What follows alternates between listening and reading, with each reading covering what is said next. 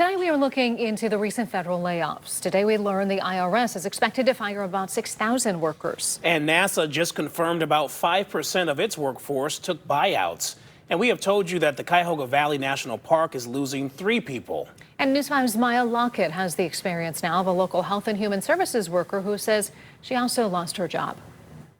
Thousands of Northeast Ohio federal workers have faced job cuts under the new Trump administration. I received a letter in my email that my position was being terminated. Including Danielle Augustine, who worked for the U.S. Department of Health and Human Services as a health education specialist for the last 2 years. I was working on projects that were focused on providing resources and access to postpartum women who would be struggling with depression. In October, Augustine received a promotion which came with a new probationary period. And during this flurry of federal layoffs, departments were directed to fire mostly probationary employees. Folks that have been with the federal government for years and years and years have no performance issues, but because they switched positions in the past year or two, they're deemed probationary and they were terminated. President Donald Trump says his goal is to downsize the government and, quote, run it better, saying the Department of Government Efficiency, led by Elon Musk, has discovered fraud. They're finding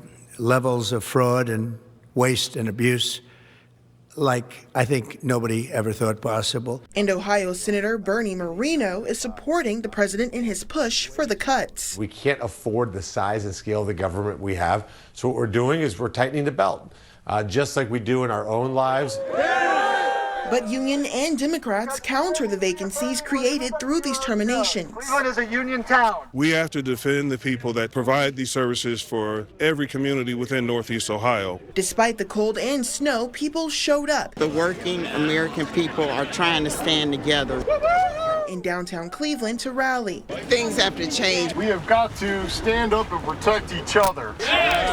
And listen to union members and Congresswoman Shontel Brown demand protections for civil service employees. I'm putting forth legislation right now to try to put the guardrails back on this maniacal behavior. And calling for President Trump to go through Congress. Let's use the Congress and go through the proper procedures to turn these things into law. Instead, he's using the power of the pen. We have to do better. We have to stand together. Promising to put the stories of those impacted out there and spread the word of how these cutbacks are impacting people. We are fighting and standing in the gap. What do we do? Fight back! Fight back! AFGE and other unions representing federal employees have filed suit I love the solidarity against the Trump administration for illegally terminating civil service workers. Maya Lockett, News 5.